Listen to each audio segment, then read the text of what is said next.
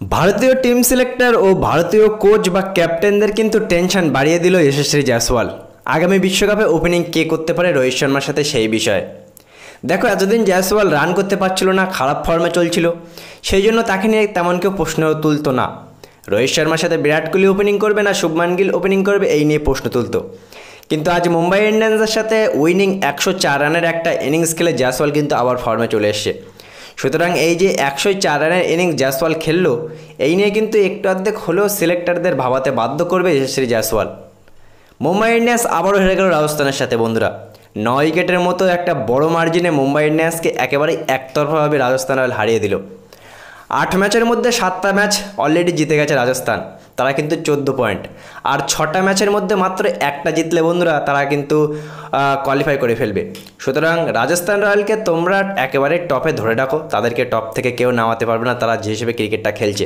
কিন্তু মুম্বাই ইন্ডিয়ান্স আজকে ম্যাচটা হারলো কোথায় বন্ধুরা? দেখো, মুম্বাই ইন্ডিয়ান্স প্রথমে ব্যাটিং করে এই কন্ডিশনে 179 রান করে, মানে 180 রান টার্গেট দেয়, কিন্তু তাদের 52 রানে 4 উইকেট পড়ে যায়। সূর্যকুমার যাদব, রোহিত শর্মা, ঈশান কিষান, টপ অর্ডার ব্যাটসম্যানরা কিন্তু তাড়াতাড়ি আউট হয়ে যায়। তারপরে তিলক বর্মা, নেহাল বাটারের একটা পার্টনারশিপে আমরা খুব দেখতে পাই যে 179 পর্যন্ত মুম্বাই ইন্ডিয়ান্স যায়, যেটা একটা সময় মনে হচ্ছিল বন্ধুরা 200 রান হওয়ার কথা ছিল যে হিসেবে তারা ব্যাটিং করছিল। কিন্তু সন্দীপ শর্মার ভালো বোলিংয়ের কারণে কিন্তু তারা 200টা করতে পারলো না। দেখো, অনেকটা কারণ আছে। যেখান থেকে হার্দিক পান্ডিয়া মুম্বাই ইন্ডিয়ান্সের ক্যাপ্টেন হয়েছে, সেখান থেকে এই টিমটাকে দেখলে মনে হয় কোনো না কোনো কিছু সমস্যা আছে। যে হার্দিক পান্ডিয়া ফর্মে নেই, রান করতে পারছে না, টিম ডেভিড প্রচুর ভালো ক্রিকেট খেলছে, সেই টিম ডেভিডকে হার্দিক পান্ডিয়া আগে আসছে, তাকে লাস্টে লাভাচ্ছে। যে টিম ডেভিড ভালো ব্যাটিং করে তাকে কিন্তু আগে লাভাচ্ছে না। রান যেখানে 200+ রান করা উচিত সেখানে 180 করছে, 179 রান করছে। দ্বিতীয় ইনিংসে আমরা কি দেখতে পেলাম? জয়সওয়াল আর প্রথমে জয়সওয়াল আর যে বাটলারের পার্টনারশিপ, যে পার্টনারশিপটা মোটামুটি একেবারে কনফার্ম করে দিয়েছিল বন্ধুরা পাওয়ার প্লের মধ্যেই। 60+, 70+ রান যেখানে করে ফেলেছিল, ম্যাচটা কিন্তু ওখানে হেরে যায়। আর জয়সওয়ালের সেঞ্চুরি তো আছেই। কিন্তু আজকের ম্যাচের আমরা যদি কথা বলি বন্ধুরা, দুটো ইম্পর্টেন্ট পয়েন্ট যার কারণে কিন্তু রাজস্থান এই ম্যাচটা জিতলো। সবার প্রথমে আমি কথা বলবো যার বিষয়ে বন্ধুরা কেউ কথা বলে না, সন্দীপ শর্মা। কি অসাধারণ বোলিং না করলো বন্ধুরা, 4 ওভারে 18 রান দিয়ে 5 উইকেট। আমরা ব্যাটসম্যানের কথা বলি যখন তারা সেঞ্চুরি করে, কিন্তু আমরা বলারের কথা বলি না, কিন্তু বলারের কথা অবশ্যই বলা উচিত। 4 ওভারে টি-20 ক্রিকেটে 5 উইকেট নেওয়া মানে কিন্তু অনেক বড় ব্যাপার বন্ধুরা।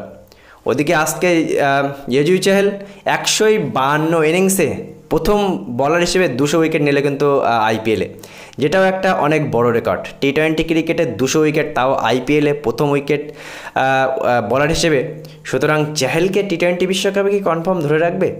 বলার নেই বন্ধুরা, তার কারণ যে কোনো কিছুই হতে পারে। কারণ চাহালকে সবসময় বিশ্বকাপ খেললে বাদ দিয়ে যায়। তা সত্ত্বেও রাজস্থান রয়্যাল অনেক ভালো ক্রিকেট খেললো। সন্দীপ শর্মাকে ক্রেডিট দেওয়া উচিত, তার মতো বলারের ততটা বেশি নাম হয় না।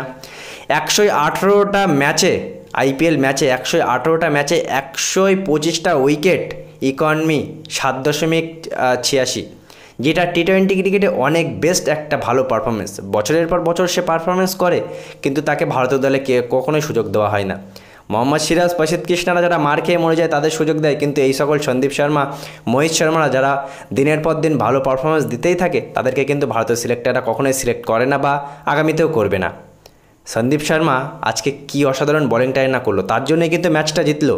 লাস্টের দিকে যে 20 রান 25 রান মতো কম করলো মুম্বাই, সন্দীপ শর্মার জন্য 4 ওভারে 18 রান দিয়ে 5 উইকেট, তার ক্রেডিটটা কিন্তু কেউ দেবে না বন্ধুরা। সবাই জয়সওয়ালের সেঞ্চুরি নিয়ে কথা বলবে, কিন্তু এই সকল সন্দীপ শর্মারা যারা 5টা উইকেট নিয়ে ম্যাচ জিতায়, তাদের কথা কিন্তু কেউ বলবে না।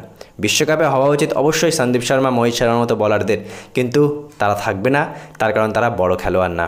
আজকের ম্যাচ কেমন লাগলো অবশ্যই জানাবে।